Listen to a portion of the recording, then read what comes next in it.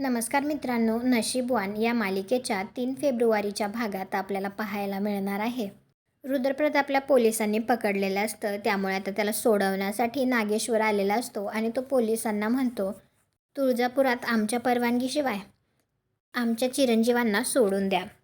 सामान्य माणसाला पण हात लावू शकत नाहीत पोलीस, आणि तुम्ही आमच्या चिरंजीवांना आत टाकलं होय.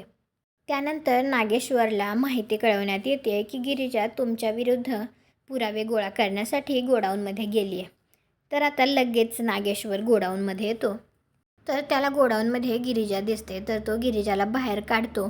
तर गिरिजा नागेश्वरला म्हणत असते, जोपर्यंत तुमच्या विरोधात पुरावे भेटत नाहीत तोपर्यंत मी गप्प बसणार नाही. तर नागेश्वर आता गिरिजालाच बांधून ठेवतो, तिच्या तोंडावरती रुमाल बांधतो.